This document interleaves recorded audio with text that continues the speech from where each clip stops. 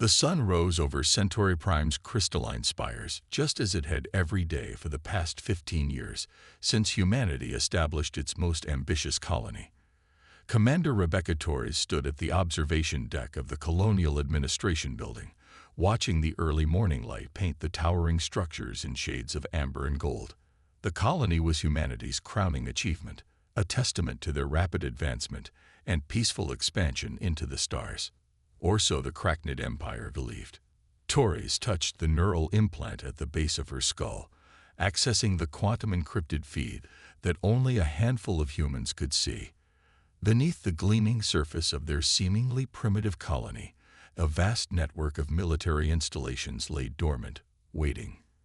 The Crachnids, with their towering insectoid forms and advanced biotechnology, had spent the last decade studying humanity like specimens in a jar, never suspecting they were the ones being analyzed.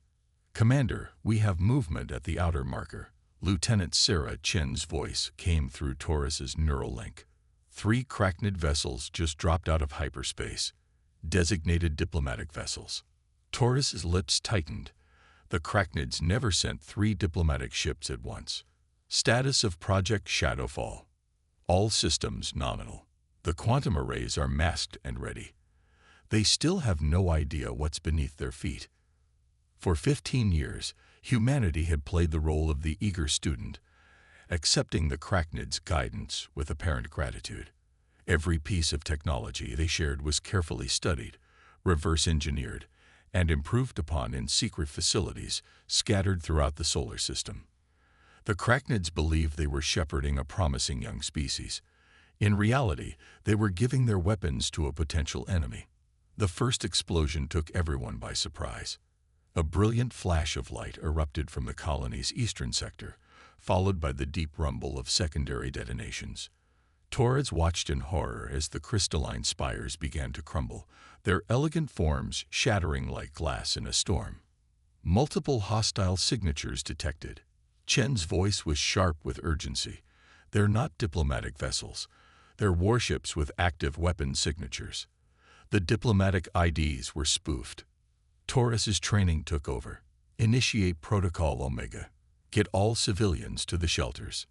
Now, as sirens began to wail across the colony, Torres accessed the quantum network that connected her to Earth's Defense Command. "This is Commander Torres. Centauri Prime is under attack. The Crachnids have shown their true colors." The response was immediate. "Protocol Omega authorized. Shadowfall is green." Torres allowed herself a grim smile as she watched the Crachnid ships move into attack formation. They thought they were striking a defenseless colony. They were about to learn how wrong they were. "Execute Shadowfall," Torres commanded. Across the colony, seemingly decorative structures began to transform.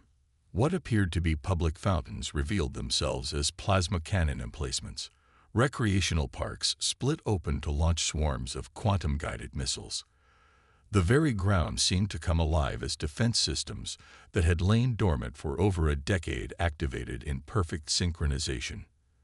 The Crachnid ships hesitated, their formation faltering as their sensors registered weapons technology that shouldn't have existed. Their command channel crackled with confusion. "Impossible. Their development level is decades behind this capability." Torres's voice was cold as she responded on all frequencies. "You should have asked yourselves why we seem so willing to remain technologically inferior. Did you really think humanity would leave its colonies defenseless? The battle that followed would be remembered as the beginning of humanity's revelation." The Crachnid ships, despite their advanced technology, found themselves outmatched by weapons they had never encountered before. Quantum-phase torpedoes bypassed their shields completely. Graviton beams twisted their biomechanical hulls like paper.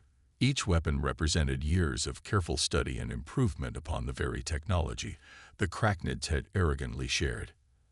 As the last Crachnid ship attempted to retreat, Torres received a new message from Earth Command. "Operation Awakening is authorized.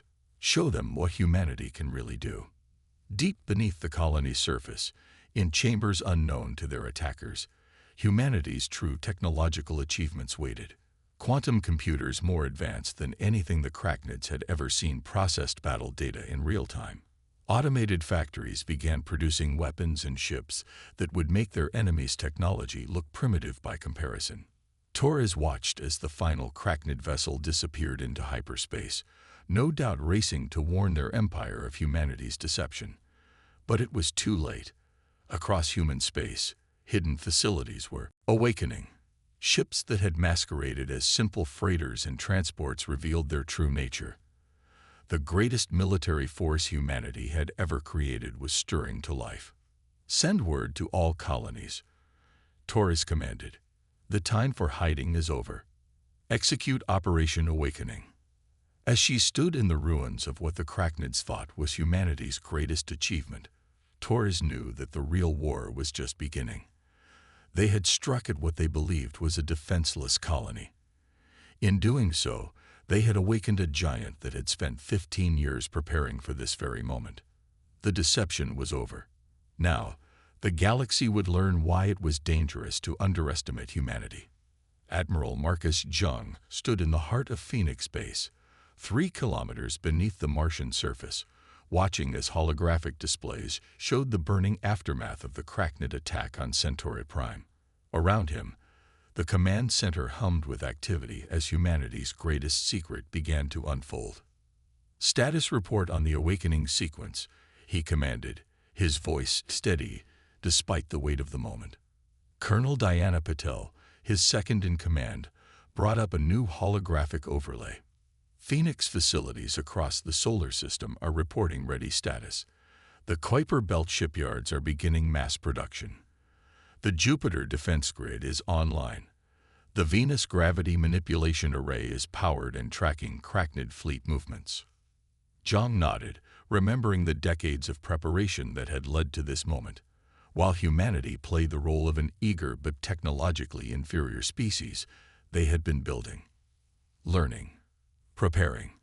Every scrap of technology the Cracknids had shared had been dissected, improved, and weaponized in ways their former mentors could never have imagined.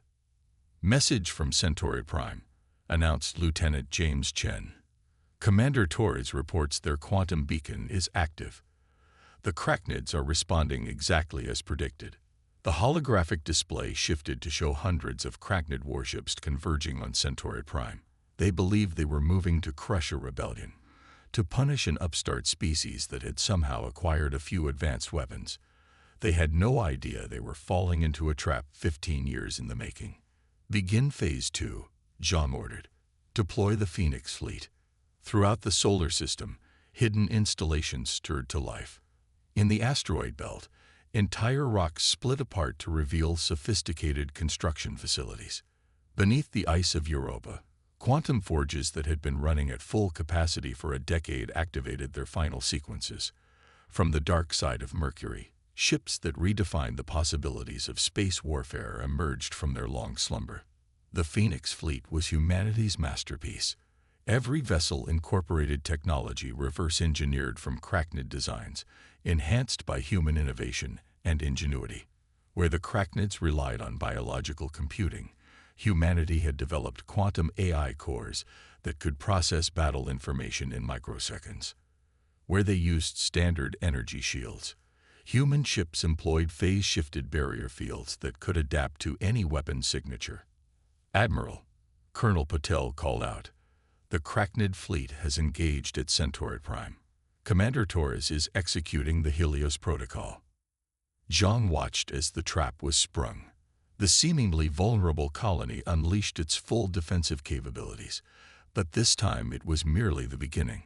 From quantum space, the first wave of the Phoenix fleet emerged.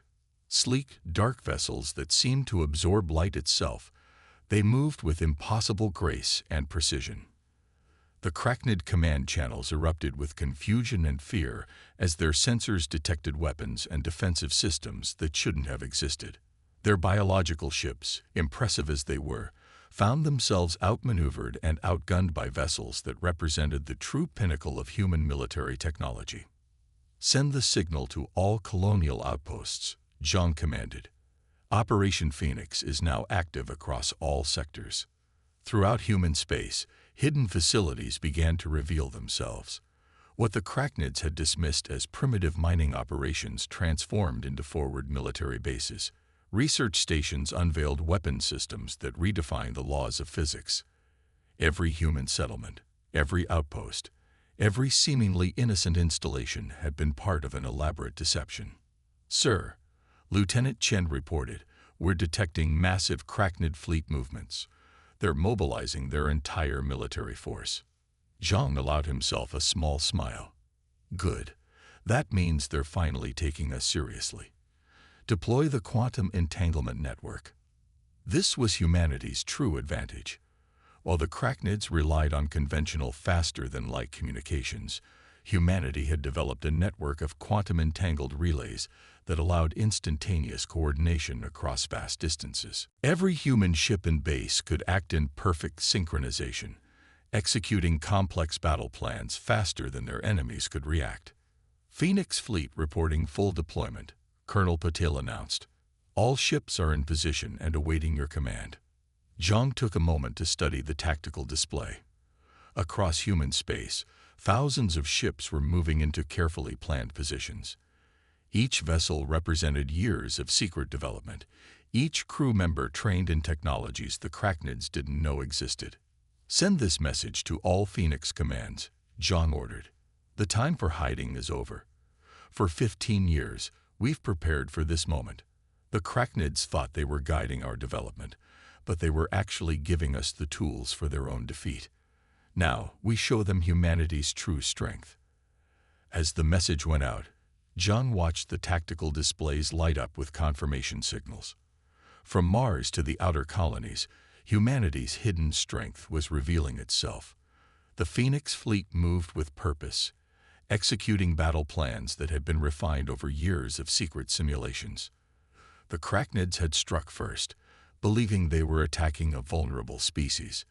Instead, they had awakened a sleeping giant, one that had spent years preparing for this very moment. Now, the galaxy would witness the full extent of human ingenuity and determination. "All units," Zhang commanded, "execute Operation Phoenix. Show them what humanity can really do." The void between Proxima Centauri and Alpha Centauri erupted with light as 5,000 Cracknid warships emerged from hyperspace. Their biomechanical forms, each the size of a small city, formed attack patterns that had conquered dozens of civilizations. Leading the fleet was High Commander Krasful, veteran of 100 campaigns, who had never lost a major engagement. That was about to change. "Enemy fleet holding position at predicted coordinates," reported Captain Maria Santos from the bridge of the TSS Prometheus, flagship of humanity's first strike fleet. Her vessel, along with 3,000 others, waited in quantum-shifted space, completely undetectable to Cracknid sensors. Fleet Admiral David Chen nodded, watching the tactical display with calm intensity. The Cracknids had committed nearly a quarter of their total military strength to this assault, exactly as planned. Status of the quantum web. "All nodes active and synchronized," Santos confirmed. "The fleet is ready." Chen allowed himself a moment to appreciate the irony. The Cracknids had spent years teaching humanity about their advanced quantum technology, never realizing their students had long since surpassed the teachers. The quantum web linking human ships was generations beyond anything the Cracknids had achieved, allowing for coordination and tactical responses at speeds that would seem impossible to their enemies. "All ships, execute Pattern Omega," Chen commanded. "Show them what we've learned." Across the battlefield, human vessels phased into normal space in perfect synchronization. They appeared not in traditional formation, but in a complex three-dimensional pattern that immediately surrounded the Cracknid fleet. Each ship was positioned precisely where the quantum battle computers had calculated it would be most effective.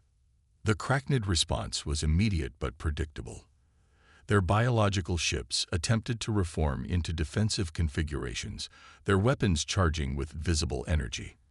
But they were already too late. "Target their command and control nodes," Chen ordered. "Initiate quantum disruption fields." The human fleet's first strike wasn't with conventional weapons. Instead, Carefully tuned quantum fields began to interfere with the biological computers that coordinated Cracknid ship movements. Their elegant formations began to falter as their neural networks experienced impossible amounts of quantum interference. High Commander Krasful's voice boomed across all frequencies. Impossible. Your species cannot possess this level of quantum manipulation. You taught us well, Chen responded calmly. Perhaps too well. But while you were teaching us your technology, we were learning your weaknesses. The battle that followed would be studied in military academies for centuries to come. Human ships moved with impossible precision, their quantum-linked AI cores coordinating maneuvers that seemed to defy physics. Where the Cracknids tried to bring their superior numbers to bear, they found their formations split and isolated by vessels that could predict their movements before they made them. Second wave, deploy quantum torpedoes, Chen commanded. Target their biological control centers. The weapons that streaked across space were unlike anything the Cracknids had ever encountered. They didn't just impact their targets, they phased through shields and hull material, detonating directly within the biological computers that controlled each ship. Dozens of Cracknid vessels suddenly went dark, their crews trapped inside as their ships' minds died. Sir, Santos reported, they're attempting to call for reinforcements. Chen nodded. Just as expected. Activate the quantum suppression field. Across the battlefield, hidden quantum beacons activated, creating a bubble of space where faster-than-light communication was impossible. The Cracknid fleet was cut off, unable to call for help or coordinate with their empire. This technology, Krasful's voice held a note of fear now. How long have you been hiding this? Since the day you first contacted us, Chen replied. Did you think we would simply accept our role as your students forever? Every piece of technology you shared, every lesson you taught, we took it all and made it better, stronger, and we kept it hidden, waiting for the day you would show your true intentions. The Cracknid fleet's formation was beginning to break. Their biological ships, impressive as they were, found themselves outmaneuvered at every turn by vessels that seemed to anticipate their every move. The quantum disruption fields were wreaking havoc with their neural networks, reducing their sophisticated warships to clumsy behemoths. All ships, Chen commanded, execute final attack pattern. Show them the full capability of the awakening fleet. The human vessels moved as one, their quantum-linked systems allowing for coordination that bordered on precognition. Weapons fire crossed space in complex patterns, each shot precisely calculated to disable rather than destroy. Chen had no desire for wholesale slaughter. This was about sending a message. As the last Cracknid ships surrendered or fell silent, Chen opened a channel to all frequencies. Your fleet is defeated, High Commander. But this was just the beginning. Across human space, more fleets like this one are awakening. We've spent years preparing, building our strength in secret while you thought you were guiding our development. Now you face a choice. Retreat and reconsider your empire's approach to lesser species, or continue this war and face the full consequences of underestimating humanity. The silence that followed was profound. In less than an hour, humanity had revealed technological capabilities that the Cracknids had thought impossible and defeated one of their most powerful fleets. But Chen knew this was only the beginning. The real war was about to begin, and humanity was finally ready to show the galaxy its true strength. Dr. Maya Patel stood in the quantum laboratory deep beneath Europa's ice, watching as her life's work finally reached fruition. On the massive holographic display before her, thousands of quantum signatures pulsed in perfect synchronization, each representing a node in humanity's most ambitious technological achievement yet. Quantum matrix is stable, announced her assistant, Dr. James Chen. All nodes are reporting optimal coherence. Patel allowed herself a small smile. For 15 years, she had led the team developing what would become humanity's ultimate weapon against the Cracknids. While their enemies believed humans were struggling to understand basic quantum mechanics, her team had been perfecting technology that would change the face of warfare forever. Send word to Fleet Command, she ordered. "Project Starweaver is ready." Across the solar system, the war had reached a fever pitch. The Cracknids, reeling from their initial defeats, had committed their entire military might to crushing what they saw as an intolerable threat. Their massive bioorganic ships darkened the skies of a dozen star systems, their weapons capable of reducing planets to ash. But humanity was ready. Admiral Sarah Torres stood on the bridge of the TSS Prometheus, watching as the largest Cracknid fleet yet assembled emerged from hyperspace near the Arcturus system.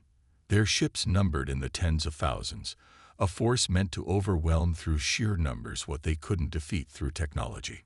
Dr. Patel reports Starweaver is ready, her tactical officer reported. All fleet elements are in position. Torres nodded, remembering the countless simulations and preparations that had led to this moment. Initiate the protocol. Let's show them what humanity has really been working on. Across human space, hidden quantum beacons activated in perfect synchronization. The technology was beyond anything the Cracknids had ever imagined. A network of artificial quantum fields that could be manipulated on a stellar scale. The effect was immediate and devastating. The Cracknid fleet's bioorganic ships, dependent on quantum-based neural networks for coordination, suddenly found themselves operating in space that no longer followed the rules they understood. Their sophisticated weapons, their impenetrable shields, their very method of faster-than-light travel, all of it relied on quantum principles that humans had learned to manipulate and control. By the first nest, the Cracknid Supreme Commander's transmission carried a note of genuine fear. "What have you done to space itself?" "We learned from the best," Torres responded calmly. "You taught us about quantum mechanics, thinking we were centuries away from mastering it. But humans have always excelled at taking others' ideas and improving upon them. Starweaver isn't just a weapon. It's our answer to your entire way of warfare." The battle that followed was unlike anything the galaxy had ever seen. Human ships, linked through their own quantum network that operated on principles the Cracknids couldn't detect or disrupt, moved through the altered space with precision and grace. Their weapons, designed to work in concert with the Starweaver field, struck with devastating effect, while the Cracknid fleet struggled to maintain basic functionality. Multiple Cracknid ships attempting emergency hyperspace jumps, reported Torres's tactical officer. "Their jump signatures are. They're being redirected." Torres nodded. This was another aspect of Starweaver that Dr. Patel's team had perfected, the ability to control quantum space itself. The Cracknid ships trying to retreat found themselves emerging right back into the battle, their supposedly foolproof navigation systems rendered useless by humanity's control of the quantum realm. "Send the message to all Cracknid forces," Torres commanded. "Show them what happens when you underestimate humanity's potential." Across the battlefield, the quantum field intensified. Cracknid ships began to lose cohesion as their biological components failed to cope with the altered quantum states. Their mighty fleet, the pride of their empire, was being systematically dismantled by technology they hadn't even known was possible. In her laboratory beneath Europa's ice, Dr. Patel watched the data streams with intense concentration. The field is stable across all sectors. Quantum coherence is holding at optimal levels. They can't adapt to what we've done. Their entire technological base depends on quantum principles they thought they understood completely. The Cracknid Supreme Commander's next transmission was markedly different from their usual arrogant tone. How did you develop this technology without us detecting it?" "You saw what you expected to see," Torres replied. "You thought humans were simple, eager students, grateful for any scrap of advanced technology you deigned to share. You never considered that we might take your basic teachings and develop them in directions you never imagined." As the battle reached its climax, the true extent of humanity's technological leap became clear. The Cracknid fleet, once thought invincible, found itself trapped in space that no longer behaved according to their understanding of physics. Their biological computers, unable to process the quantum anomalies surrounding them, began to shut down one by one. "All ships," Torres commanded, Execute final attack pattern. Show them the full power of Starweaver. The human fleet moved as one, their weapons synchronized with the quantum field in ways that made their attacks virtually unstoppable. Each shot, each maneuver was calculated to take maximum advantage of the altered space they had created. As the last Crachnid ships surrendered or fell silent, Torres opened a channel to all frequencies. This is just the beginning. Across human space, more Starweaver nodes are coming online. Your empire's technological advantage is gone. The question now is, how many more lives will you sacrifice before accepting that humanity is no longer your student but your equal? The grand chamber of the Crachnid High Council shimmered with bioluminescent light as Supreme Leader Vexthal faced the assembled War Council. The massive holographic display showed their empire burning.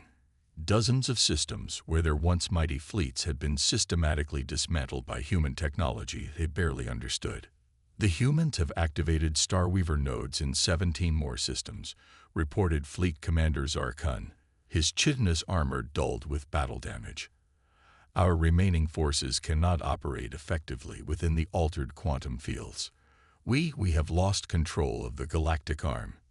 Vexthal's compound eyes flickered with barely contained rage. How did we miss this level of technological development?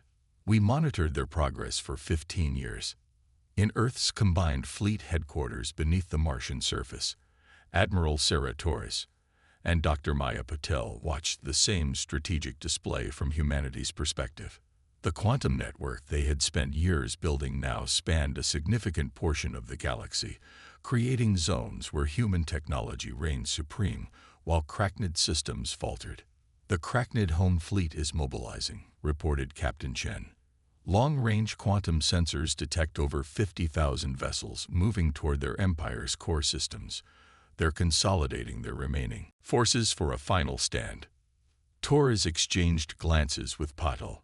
This was the moment they had prepared for, the final confrontation that would determine the future relationship between their civilizations. Begin final phase of Operation Revelation. Torres commanded. Deploy the entire Phoenix fleet. It's time to show them everything we've developed. Across human space, ships emerged from hidden docks and quantum storage facilities. Each vessel represented the pinnacle of human innovation. Technology that had taken Crachnid principles and developed them in ways their creators had never imagined possible. The human fleet that assembled for the final battle was unlike anything the galaxy had ever seen. Ships that could manipulate quantum space itself moved in perfect formation, their systems linked through networks that operated on principles the Crachnids couldn't detect or disrupt. Message from Earth Command, Chen announced. All colonies report ready status. The full Starweaver network is online and stable. Torres nodded. Open a channel to the Crachnid High Council. It's time they understood exactly what they're facing. The massive quantum communication array activated, projecting Torres's image directly into the Crachnid Council chamber. The assembled alien leaders drew back in surprise at the clarity of the transmission. Yet another demonstration of human technological advancement. Supreme Leader Vexthal, Torres began, her voice calm but firm. Your empire stands at a crossroads. You can continue this war, throwing more lives into a conflict you cannot win, or you can accept that humanity is no longer your student.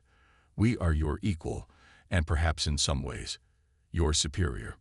Vexthal's response was immediate and predictable. You dare. You are children playing with technology you barely understand.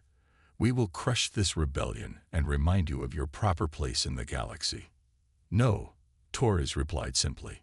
You will watch as we demonstrate just how much we've learned, and how far we've surpassed your understanding. At her signal, the Starweaver network activated at full power for the first time. Across thousands of light years, quantum space itself began to change. The Crachnid home fleet, attempting to form up for battle, found their ships unable to maintain basic functions as the very fabric of space-time shifted around them. In her laboratory, Dr. Patel monitored the quantum readings with intense focus. The network is stable.